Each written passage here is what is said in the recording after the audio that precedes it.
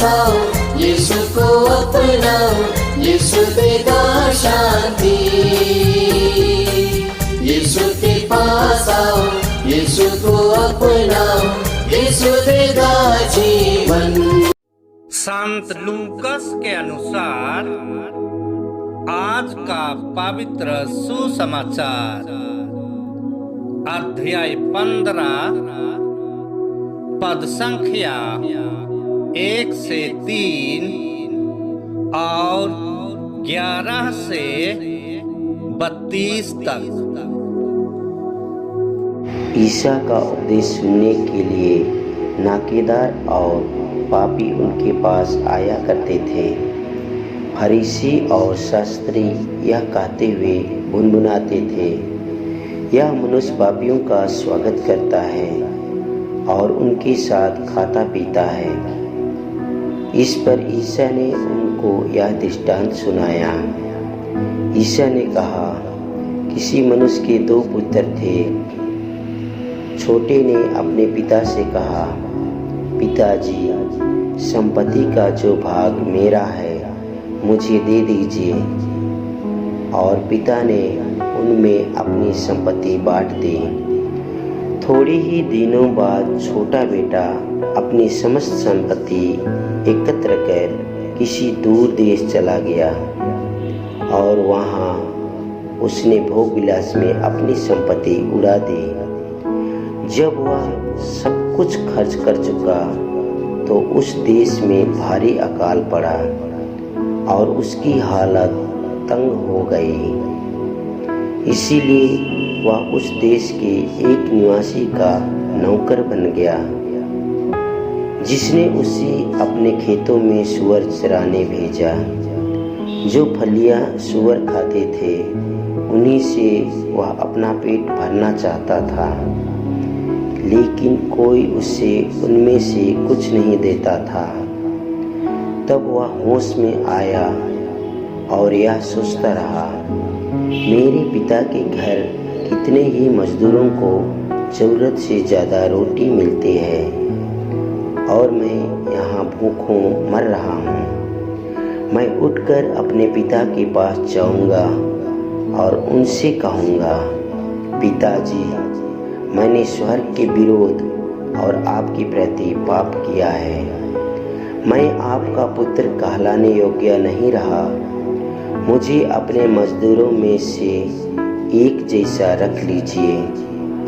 तब वह उठकर अपने पिता के घर की ओर चल पड़ा। वह दूर ही था कि उसके पिता ने उसे देख लिया और दया से द्रवित होकर उठा। उसने दौड़कर उससे गले लगाया और उसका चुम्बन किया। तब पुत्र ने उससे कहा, पिताजी, मैंने स्वर्ग के विरोध और आपके प्रति पाप किया है। मैं आपका पुत्र कहलाने योग्य नहीं रहा। परंतु पिता ने अपने नौकरों से कहा, जल्दी अच्छे से अच्छे कपड़े लाकर इसको पहनाओ और इसकी उंगली में अंगूठी और इसके पैरों में जूते पहना दो। मोटा बछड़ा भी लाकर मारो, हम खाएं और आनंद मनाएं। क्योंकि मेरा यह बेटा मर गया था और फिर जी गया है, यह खो गया था और फिर मिल गया है। और वे आनंद मनाने लगे। उसका जेठा लड़का खेत में था। जब वह लौटकर घर के निकट पहुंचा तो उससे गाने बजाने और नाचने की आवाज़ सुने पड़ी। उसने एक नौकर को बुलाया और इसके विषय में पूछा।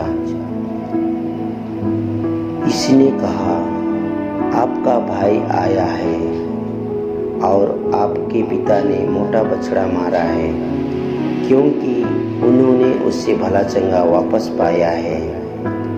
इस पर वह क्रोध हो गया और उसने घर के अंदर जाना नहीं चाहा।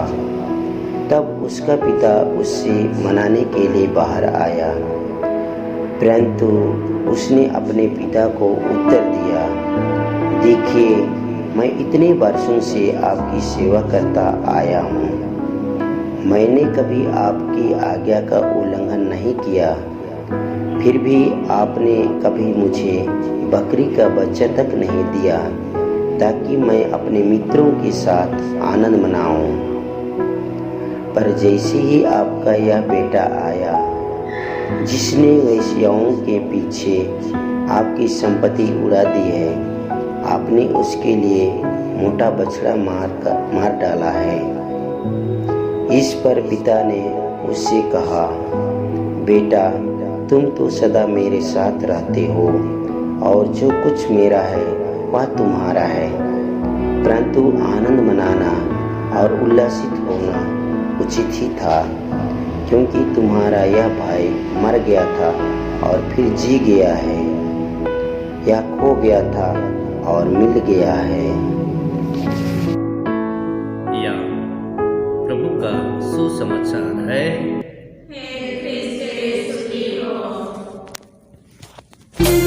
यीशु के पास आओ, यीशु को अपनाओ,